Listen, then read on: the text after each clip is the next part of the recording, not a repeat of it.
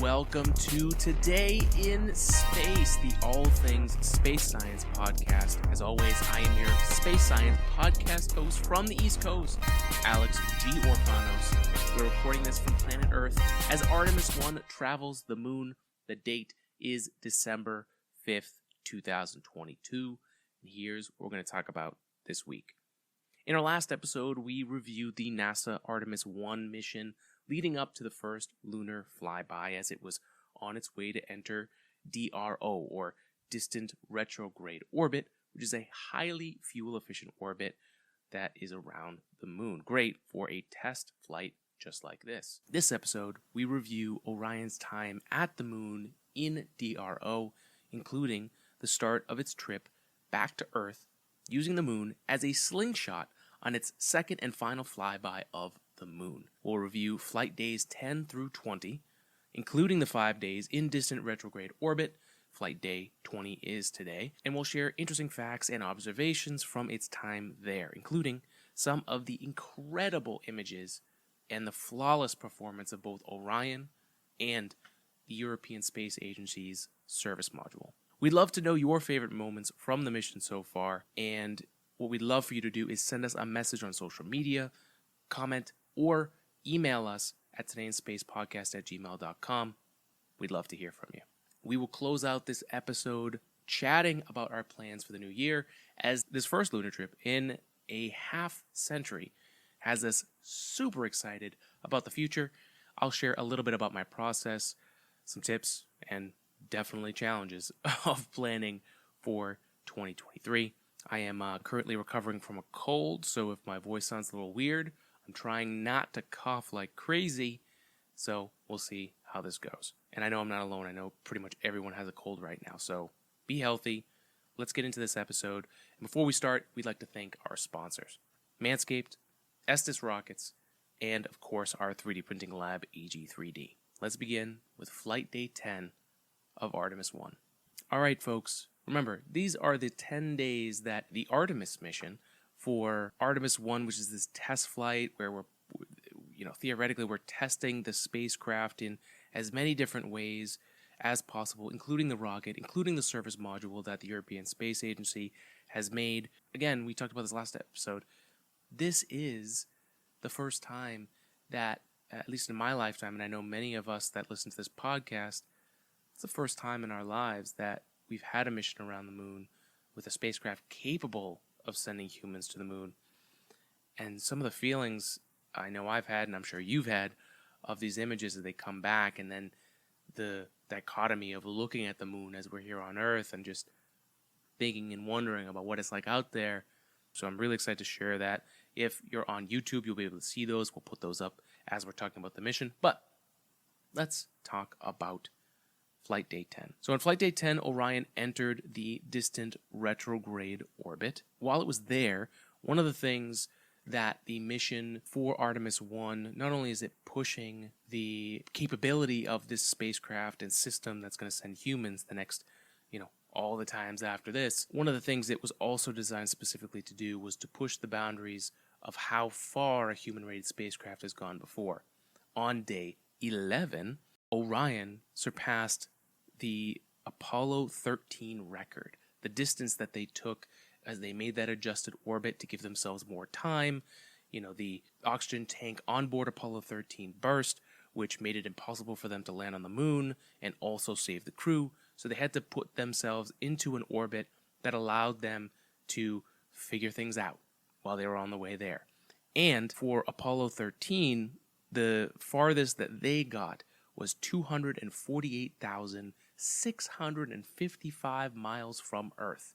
And on flight day 11, Orion passed that Apollo 13 record. And then for the next few days, Orion actually ended up going to the max distance, ironically, on flight day 13, although I would probably wager that was planned. The Orion capsule reached 268,563 miles, almost 270,000 miles from Earth.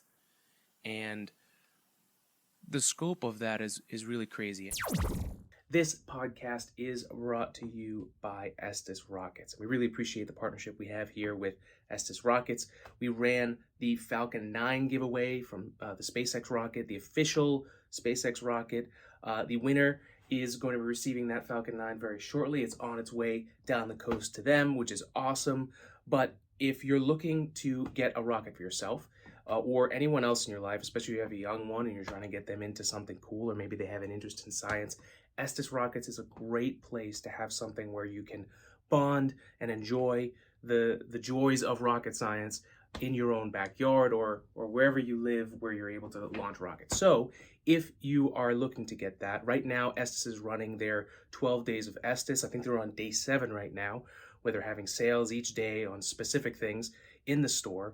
But always, you can use our code IN_Alex to get 10% off at estesrockets.com. It's going to help you get rockets. It's not going to include sales, things like this, and it's not going to include engines, but it will include everything else in the store. So go into estesrockets.com, use our code word IN_Alex, get 10% off things in the store.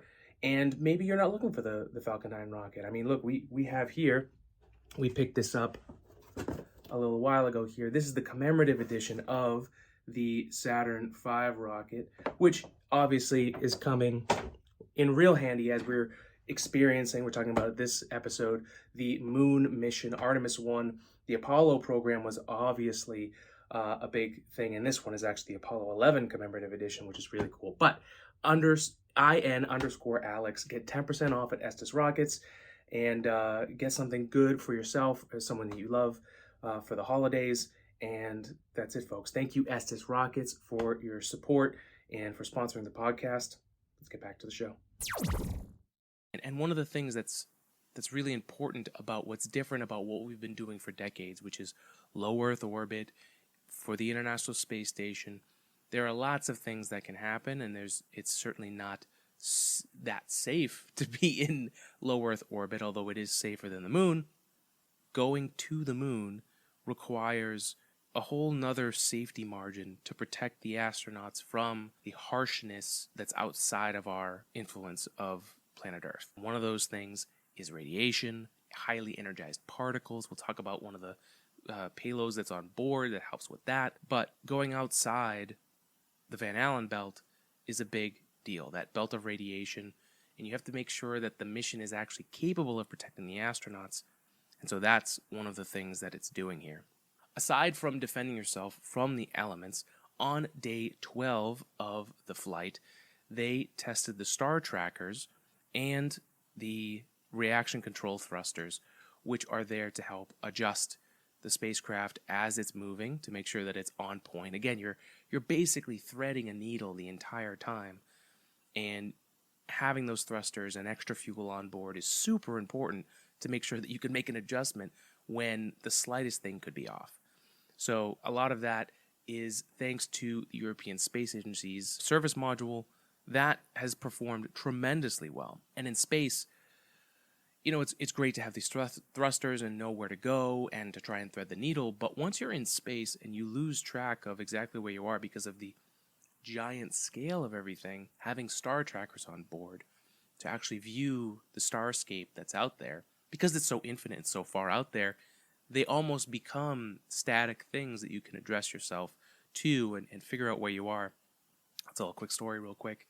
In college, one of the classes that was arguably one of the most difficult and definitely the most dry was, like my throat right now, was guidance, navigation, and control, which arguably is one of the most important things to make sure that you have down and you're not guessing.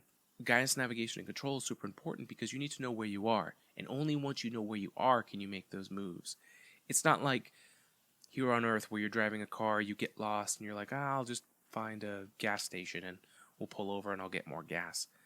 There is no gas station in space right now. There are some companies working on it for satellites in orbit, but that's not something you can get more of in space unless you send something like nuclear energy or nuclear pellets or some kind of energy to have a very large amount of thrust and propulsion to use.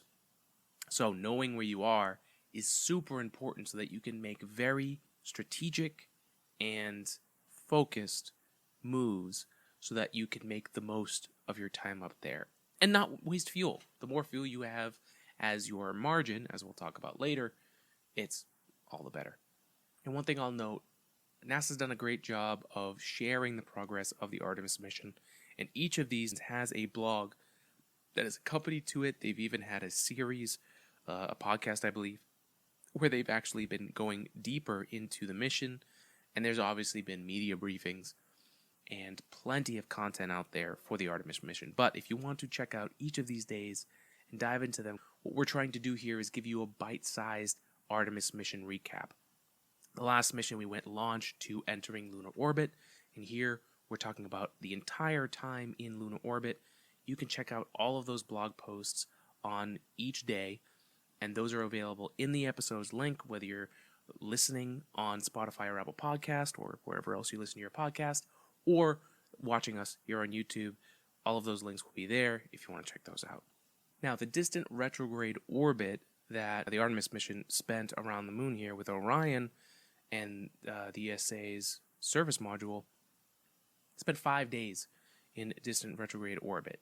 And of the entire 10 days that we spent at the moon, they did a lot of things. You know, one of the wild things for this mission was that on their way out towards the end, they got under 100 miles to the surface on both flybys, and there were some spectacular images of the dark side of the moon, or I should say the back side of the moon, because it's almost never always dark, as that's why we have phases of the moon on our side here.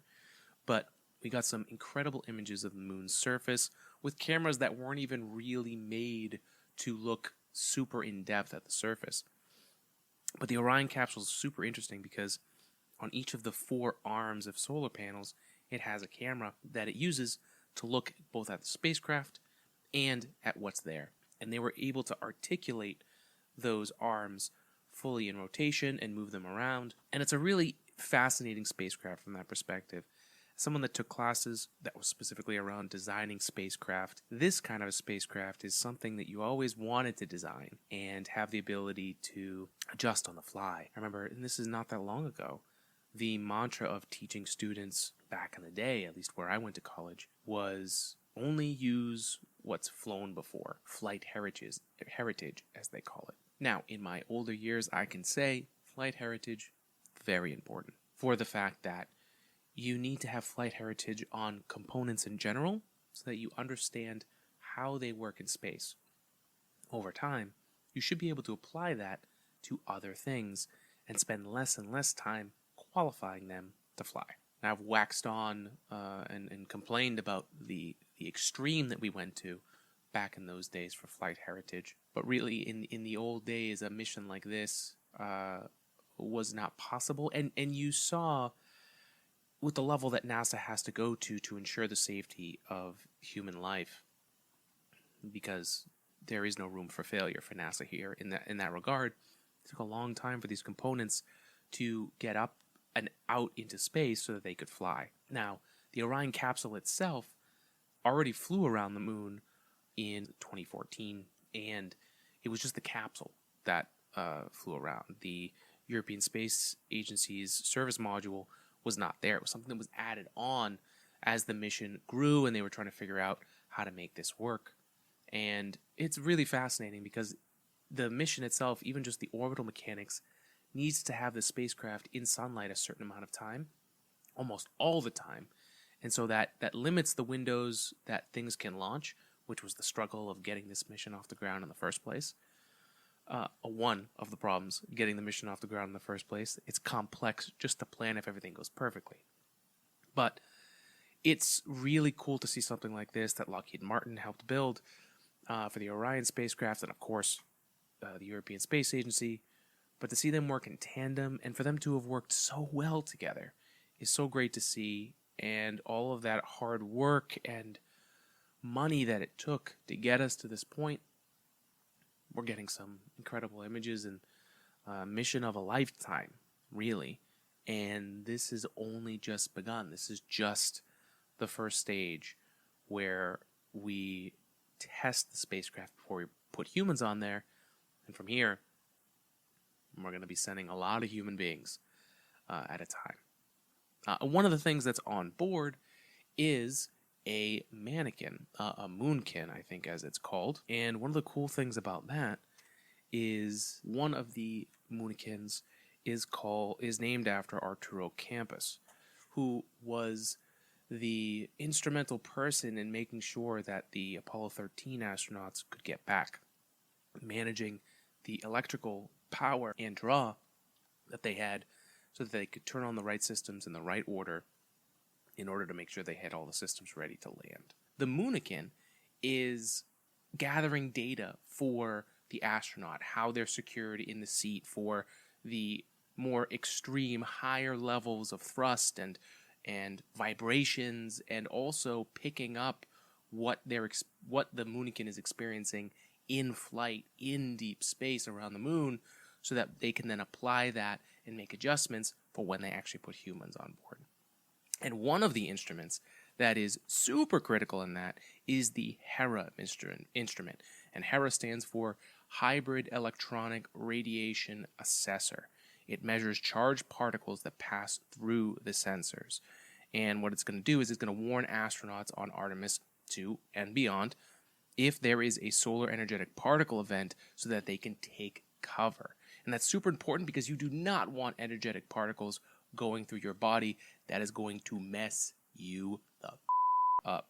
Deep space is harsh. HERA is also not the first HERA. There is also a HERA instrument that is aboard the International Space Station that is there for the same reason, to let those astronauts know in the event that, hey, maybe there is some kind. I've always thought about this, what's going to happen if there is some kind of solar event like I'm blanking on what the term is right now. Oh, a coronal mass ejection, a CME, which is a bunch of plasma shooting out from the sun. And that's the type of thing that we think destroyed Mars's atmosphere.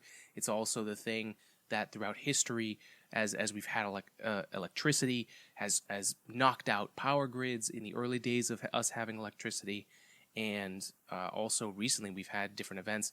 These are also the things that help in smaller quantities make our auroras. Those are energized particles that are hitting the atmosphere and showing off that light. Too much of that energetic particle amount, and you're going to have problems as a human being. So the long story short is that energetic particles are not good, and it's great what they're doing to prepare all of this to happen, and to make sure that the human beings that are going to be on board for Artemis 2 and for Artemis 3, when we send the first woman and the first person of color to step foot on the moon, we want those people to be safe and to return so we can enjoy and celebrate their accomplishment. Are you looking to stuff someone's stocking this holiday season? Well, thanks to our sponsor, Manscaped, we have the best tools to offer for either yourself or if you're buying a gift for somebody else. Manscaped has everything that you need for your holiday needs, whether it's getting the Platinum Package 4.0, that has loads of little presents, perfect for stocking stuffers. What's better than the gift of good hygiene and a few laughs? Manscaped offers a handful of their liquid formulation, shampoos, body washes, upstairs and downstairs deodorant, gels, exfoliants, absolutely everything that they could need to keep it clean. And again, one of the things we love about Manscaped is that it makes manscaping and men's hygiene so much simpler. I mean, you can just check right here. My beard had gotten pretty crazy, had been sick, had been the holidays, just let it grow, and it got pretty wild. But I was able to tame the beast with the Manscaped Lawnmower 4.0. Not only do they give you the tools that you need, they help make the experience of men's grooming easier and simpler so that you don't have to overthink it. You can just grab your gear and go. But there's also things like the Shears 2.0 if you're looking for a full kit for nail care with scissors, clippers, tweezers, and a file for the traveling man. There is the new Persevere Cologne, which brings a light, breezy, woodsy feel and gives that fresh tree scent even after the holidays are over. They also have come out with their Body Buffer, which, if you're still using a loofah that holds all that bacteria, gross, you can throw that out and get this new body scrubber, the Body Buffer, It feels smoother and acts tougher. And then, of course, like we talked about before, the Lawnmower 4.0 is my go-to. It is the electric razor with advanced skin-safe technology. It's a life changer and known for reducing nicks and cuts. Manscaped is here to make holiday shopping a blast by giving products that they'll love and make them laugh at the same time. So get 20% off and free shipping with the code SPACE at manscaped.com. That's 20% off with free shipping at manscaped.com. Use the code SPACE, and Manscaped is the perfect gift that will be the holidays' biggest hit. So thank you, Manscaped, for being a sponsor. Really appreciate the partnership we have with them, and makes a great gift for the man in your life. Might even be you. It's okay to take care of yourself. So manscaped.com, 20% off free worldwide shipping, code word SPACE. Let's get back to the show. So that deep space testing on day 14 and beyond is super important, and we're going to get that data, and NASA's done a really good job. I'm very, very impressed, and I want to give props to the NASA team. There's so much content and so much to cover for the Artemis mission, and they had to go through a lot of, I'm sure, emotional struggle to keep themselves in the right mindset to keep pushing through so that they get to this point, right, where they're actually testing Artemis 1. And we talked about this before. Orion has flown before back in 2014, and the Orion capsule has specifically without the European Space Agency's service module. And I talked about it earlier, but I want to discuss some of the aspects of the service module because it was not on there on that original mission. And so let's talk about what they've added, which has made this mission partly a huge success. So the Orion service module contains 33 engines for propulsion, and that is in many different areas, again, so that you can orient yourself in space. Again, those star trackers, super important to know where you are. Those 33 engines for propulsion help do that. But it's not just propulsion that it's using and helping out this mission. It also supplies electricity, thermal control, air, and water, as well as propulsion. So it is a critical piece of the infrastructure for human life to exist on Artemis 1 and beyond.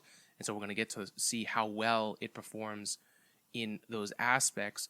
But we know the propulsion aspect, it is done tremendously well and has been super efficient in its fuel. The spacecraft, this was as the date that we recorded this, they had 2,004 pounds of margin available that was beyond the planned amount of fuel that they thought they'd have at that point, which is truly, truly incredible. And so flight day 15, the teams pulled go for DRO departure so that they could then finish their orbit, their 5 days around the moon, and then perform their final flyby on flight day 20, which was December 5th, and return home. And it's really, truly an amazing mission. I hear myself repeating myself, but that's how exciting this mission has been to watch and to really just soak it in, so that I can really see this mission that has kind of spanned this entire podcast, which is kind of crazy. When you think about that first Orion capsule mission that flew on a Delta IV Heavy, that was 2014. That was it feels like ages ago, almost an entire decade ago. And man, has the industry changed. And actually, it reminds me that our background, our Today in Space background, if you've seen that, if you see the thumbnail for this podcast or the background that we've had pretty much since the very beginning that I drew myself, I think I'm going to have to draw another one because we now are in this scenario where these are not the spacecraft that reign at this time. But back in 2014, you had Kepler, you had the Rosetta mission, Voyager, and of course the Delta IV Heavy with Orion up top. We are in a totally different era, and that needs to be adjusted for 2023. So look out for that. And now we are on day 17. They were fine-tuning the orbits. Again, they did so well that final fine-tuning that they did on the orbit required that much less fuel than it did before. And it's always better when you're closer and don't have to make as many adjustments. Day 18, Orion entered the lunar sphere of influence again on its second flyby after it had reached its max distance away from Earth and the Moon. Came back in to use the Moon as a gravitational slingshot. And on day 18, it was approximately 39,993 miles from the lunar surface. Flight day 19 leading into flight day 20, they closed in as close as 80 miles to the surface. I believe they were even closer than that in reality. And they got some incredible mission images, even taking a snapshot of the Apollo mission landing sites. Again, those cameras were not designed to take high quality photos of that. So they are there will be high quality photos, HD photos that will come out, and people will process those. But it just goes to show you, if the Apollo landing on the surface of the Moon, as close as 80 miles to the surface, right? Let's just give it an extra. Let's go a little bit further, right? 80 miles from the surface. If it's that hard to see with these cameras, imagine how hard it is to actually see them from Earth. And hopefully we'll be seeing more of that. I mean, as Artemis develops and we spend more and more time, we enter this cool phase where we will one day be on the surface of the Moon, and we may be able to actually travel to those sites and see them again. And I'm sure that will bring up not only a lot of emotional aspects of returning to the Moon and seeing these things and, again, confirming that they're actually there, although there will definitely be people that don't believe that's even true. But it's also an interesting conversation about historical sites. And as other countries like China and others that start trying to go to the Moon, what type of precautions, what type of historical protections are these landing sites going to be given so that they're left undisturbed and in their beauty? I mean, there's kind of that Futurama episode, isn't there, where they go to the Moon and it's just play parks, and what were they?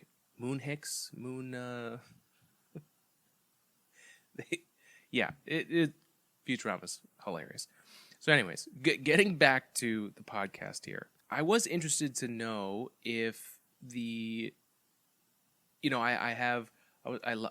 luckily have some friends who were able to get me some NASA swag. It actually has the mission laid out that was planned earlier this year, so it's not even like it's that old of a document, but there was planning to have a little bit more time around the Moon for this testing. And with all this ample fuel, I was wondering if there was any discussion about extending, maybe doing another flyby, a third flyby of the Moon in distant retrograde orbit, since it was so efficient, since the service module had done so well at maintaining fuel and all of that. Would they have spent more time? And that would have been really interesting, but at the same time, I totally see why NASA would want to get the spacecraft back, get the data that they need, and return home. But I would love to know. I did tweet Jim Free and the NASA Artemis team that question. I did not get an answer, but I know they're busy. I do not take any offense to that. I just think it would be interesting to hear why. And maybe they covered it in some of the media briefings that I didn't go to. But, moving forward, they're going to be using a different orbit, and that orbit will kind of sit like a necklace around the Moon, as it's described, near rectilinear halo orbit, I believe it's called. And that will be used more specifically to prepare for what will be needed for the gateway and for eventually going down on the surface of the Moon. So this DRO orbit is really meant for this mission, and I'm assuming they use that to prepare for the fact of the variable, which is, we've only sent this with the Orion capsule before. We haven't sent this with the European Space Agency's service module. How well is this going to perform? And clearly, it did extremely, extremely well. And one of the cool things about the Orion spacecraft combo with the service module is we noticed that as it performs thrusts with the propulsion, the 4 solar panel arms actually wiggle, and you can actually see them move. And, that's something when you're in the vacuum of space. Obviously, that happens on Earth here, but all those little perturbations, as they call them, and vibrations, and all the little things that gravity kind of like settles out, and you'll hit a surface and things will just eventually slow down and stop. With things in space, once things start moving, they keep moving, and it's going to vibrate throughout the entire thing. It's part of the reason why when they do thrust maneuvers with the International Space Station to bring it back up to orbit as it slowly degrades and gets dragged by atmosphere and the Earth's gravity closer to the Earth, they have to burn to bring it back up to altitude. It shakes and it bends, and so you can't do it too fast or with too much thrust because you could literally rip it apart. Now, I don't think the thrust was going to rip apart those arms. I'm sure they took the data into consideration. I know there's tons of vibrational analysis. I did that on my capstone project when I was in school, when we worked on a CubeSat to monitor solar weather readings around the planet in a fully sun-facing orbit, so that was always getting sun for those solar panels. There's you have to survive the vibration of launch, right? Because as you're launching up, that thing is shaking like crazy. You have to survive that just to get into space, and then you also have to take into account, are the thrusts that we're putting into this mission, are they too much? Are they going to ruin this thing in space? But there's so many different dynamics that happen in space with low gravity, and think about as well when you're slingshotting around the moon, as they have done on day 20 here and finishing up here on day 21. They're on their way back to Earth, and it's a very exciting time. And I have a number here of how far the mission has actually traveled in total. Let me see if I've got this readily available. I think I got it in my notes elsewhere. There it is. All right, so when this mission is over, it's estimated that the Orion capsule will have traveled 1.4 million miles in total from Earth to the moon, 2 flybys, and 5 days in DRO, and then back again. So that is a long distance. And another crazy fact that I remember learning in the last few years, the distance between Earth and the moon, again, it's something we can see. It's our natural satellite. You can go outside today and look up and see it at night, sometimes during the day. And we can fit every planet in our solar system next to each other between us and the moon. That's how much space is between us and the moon, which is a wild thought given how big Jupiter and Saturn and Neptune are. To think that all of them could fit between us and our natural satellite, Lunar, it's beyond insanity. So with that, I'm looking very much forward to later this week when the Orion capsule makes its way back to Earth. It's going to be coming in for a high-speed re-entry. Again, it's a test flight. They're going to be testing that heat shield, which has had a chance to fly before, but they are going to toss that thing into orbit. It's going to burn up in the atmosphere. The heat shield is going to take that heat, displace it, and then drop it into the ocean so that the NASA recovery teams and the Navy can go recover it. Now, that team, as of today, actually, I was reading a post, it may even have been yesterday, we're already deployed and we're testing with a sample Orion spacecraft recovery operations. We have our first human-rated moon mission that's about to land again back on Earth, and I really can't believe that it's here. This podcast is also brought to you by AG 3D Printing. AG 3D Printing is our 3D printing lab. It helps fund this podcast.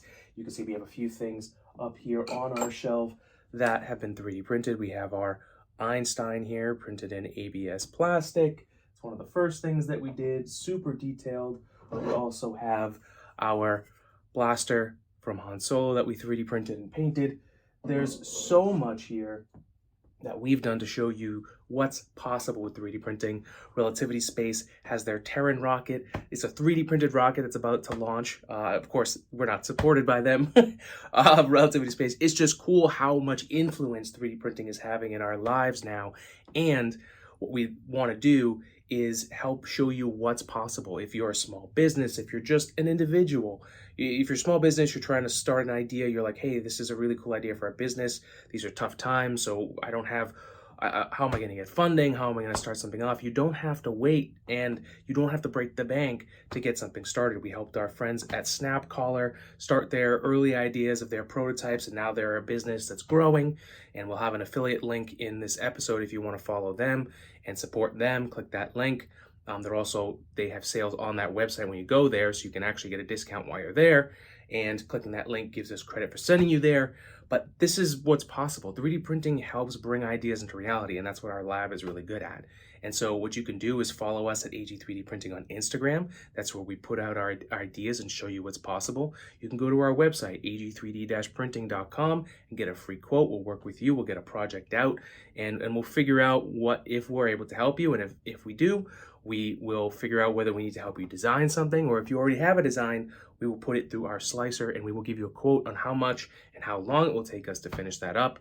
And that's a great way to help support this podcast. This is one of the first things that helps support this podcast, keeps the light on here, and that's AG3D Printing. Follow us at AG3D Printing on Instagram.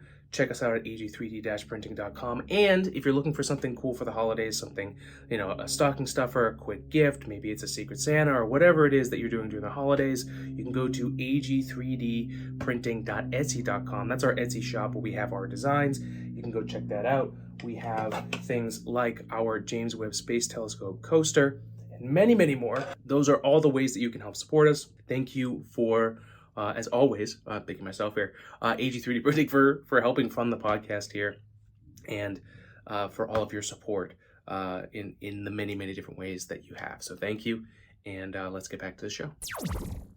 And I also can't believe that I made it through this episode without my voice going, and what I'm going to do here is we'll close out. So thank you. If you have any questions before we finish off with the thoughts on New Year, please let me know what you think about this mission. What were the things that really excited you the most? Were there any images that you saw that just really blew you away? And I'm sure there's multiple of them. So let us know. Hit us up on Instagram at Today in Space Pod, on TikTok at Today in Space, and we have our YouTube channel, Today in Space, which now has handles. So we're at Today in Space on YouTube. Of course, we have our Facebook group, Today in Space Podcast, and we're on Twitter at Today in Space Pod.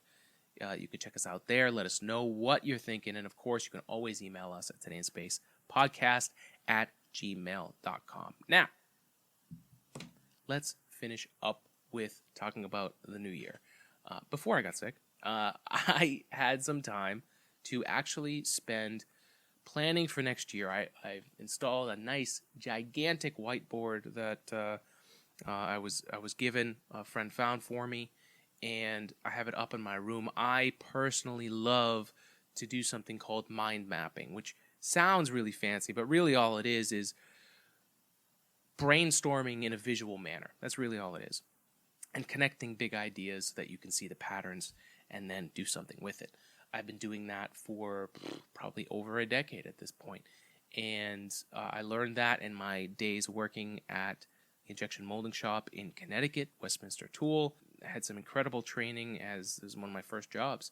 I was still in school when I started working full-time for them. And I helped with a lot of these big picture things. And this mind mapping tool became a really valuable tool for myself for getting the thoughts in my head down on paper so that, side tangent, for me, I have a lot of thoughts. Clearly, this podcast is kind of filled with a lot of the things that I find interesting in space and that I feel like I want to share with folks. And then, of course, over the years, I've picked up on whatever you guys want to talk about, and I'm always happy to do that. But that's how my brain works. There's a lot of ideas, and they're always flowing. And before I started taking notes and doing this mind mapping thing, it was all kind of chaos. And if I didn't capture it, it just disappeared. And during that time when I was working at Westminster, I started figuring out that these ideas could hold up over time, and I could do them. And through many, many trials and tribulations, especially through this podcast has done a ton for me to make me a better human, to make me more focused and also present at the same time, right? It's, I think, made me a better human overall, and that's thanks to all of you. And one of the things that allows me to do this still by myself for the most part is this kind of planning that I do. And it's an interesting combination of being very complex but also very simple at the same time, which is the concept for this show. So the planning for this year, this is the second revision of this type of planning that I've done for the podcast. Actually, no, this is the third. I started the first version of this, actually was the year of the pandemic. 2020 was the first year I really sat down and planned out, what do I want to do for the year? Before I go on, though, these plans are not like set in stone. I'm not like making a plan and sticking to it 100%. I'm giving myself guidelines so that with the way that my brain works, with ideas shooting all day long, if I don't do that type of planning and give myself guidelines to have those sprints and bursts of thought, it becomes very chaotic and very hectic, and then I feel like I'm losing my way and almost basically going insane. So this planning, this guideline that I do, is a big picture view of saying to myself that, one, it's to fight against excuses, I guess is the right way to say it. One, it prevents me from saying I don't have time for that, because for many, many years, especially when I started doing this podcast and the 3D printing business, I can't tell you how many people I said, I'm sorry, I'm busy, I can't do that, or this and that, or even when it came down to other things like my own health, I was always too busy to take care of myself. So this planning that I do allows me to know that there is enough time, that I have looked at it and done an audit of my time and have been so honestly brutal with myself about whether or not I was lying to myself, essentially. And now in this third iteration, every time I do it, it's a little bit easier, but it is always a stressful time doing it, because you have to be extremely honest with yourself, and you have to call yourself out when you're not doing something. And I'm not alone. I have people who help me with this and shepherd me through my madness as I work through this. But we've come up with our plan for next year and the topics that we want to cover.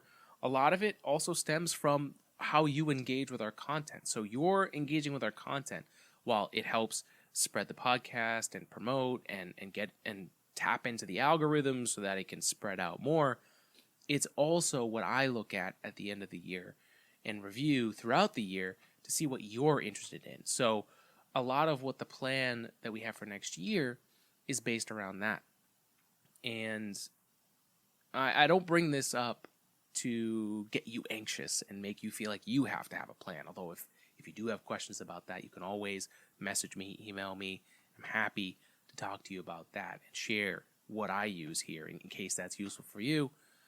But it's really, for me, it has become something that's been truly, truly valuable. And it's something that I learned working in a small business.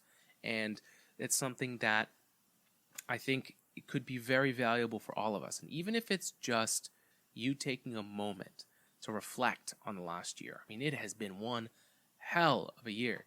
I remember thinking earlier in this year, I didn't know what age I was. I'm at that age now where I'm 32 years old, but I was watching something and someone said, yeah, being 35 is blah, blah, blah. And I was like, yeah, 35 is like that. And I literally, after saying that, looked around, I was like, I'm 32. What am I talking about? So it has been a very long year, and there's been a lot of madness, a lot of craziness. Obviously, we have the war in Ukraine and everything else that's gone with that. We're hopefully entering the other end of this pandemic.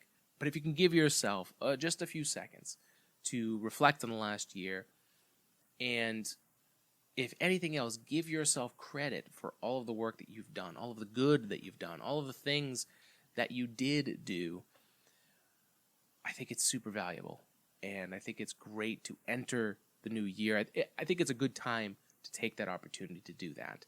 And I know it's difficult with the holidays. It's December, and things are just going to fly by. But if you could take 5 minutes, 10 minutes, and just reflect, however it is. Maybe it's looking through pictures on your phone. There's the Spotify Unwrapped that we shared some of the stuff this year where you get to look back at some actual data. And that's what it's about. It's review, see what worked, see what didn't, and then go forward with 2023. So if you're trying to do anything with your life or build on anything else, it's a great time for that. So I wanted to share that I did that, but I also wanted to reflect and say that just because I did that doesn't mean I have this master plan that I'm going to work with. I go into it knowing that I'm going to f it up. I go into it knowing that there are going to be days where life is not going to work, and that's where revision 3 of our plan for the next year, it's built into that. It's built in that life will not work out 100% and that I will have to adjust this over time, but I can now be more present in my daily life, which is something that I've struggled with a lot, especially when I'm stressed and dealing with a lot of things. I can get very critical and complex and kind of just go away from the world and hide away, which I did for the last week as I was planning for this. And even though I think for a lot of people, the idea of making a schedule and planning out every minute of your day, which I have done, sounds terrifying, and I would never do that. It's not to hammer yourself down and give yourself more restriction. It actually frees me up. It actually allows me to say and make those adjustments like a quarterback at the line when the defense adjusts to the play that you just called. You have to call an audible. You see that there's actually a blitz coming. You need to move your lineman or pull the play to another side. It allows you to make the adjustments. And if I've found that if I don't do that, then it feels like I'm being dragged through life. And to be honest, I've put this on myself. I'm running 2 businesses, this podcast, AG 3D printing, and I work a full-time engineering job. So I also try and see friends and family, although that's something I'm working on improving for the next year and planning out time for that. It actually has given me freedom to do that. So because then ultimately, and this is again something I've learned from this podcast and running a small business, is that it's completely on me. All of it is. So if I can set that up where then I am in charge of executing the plan and following through and making adjustments to that, I actually feel better about that. I think it's something that I lost as I went from high school into college, and why I was in such a clouded space is I didn't know how to take control. I had so much freedom at that time. It's the exact opposite of what my life is now. I had so much freedom that I was basically losing my way entirely. And that's part of the reason why it took me 7 years to graduate with an undergraduate degree. But there's more to that story, but we've talked about it before in the podcast, and we're already going long here. So that's all to say. I hope that you have a great rest of the year. We are going to be covering the next episode. Orion will have landed, and we're going to cover that. If we're able to, we may go live. If we do, it will probably be on Facebook or our YouTube channel, so go make sure you follow both of those. Subscribe. Click the bell on our YouTube channel so that you can get notifications if we do go live and for every episode that comes out after. That's it, folks. Thank you so much for joining us. It's been a pleasure speaking with you today. And yeah, that's it. Spread love, spread science. Have a great, great rest of your week. Let's wish Orion a safe splashdown, a solid burn through the atmosphere, and here's to Artemis 2 and beyond, and whatever's to come that's going to allow us to send the first woman and the first person of color to step foot on the moon with Artemis 3. That's it, folks. Have a good one. See ya.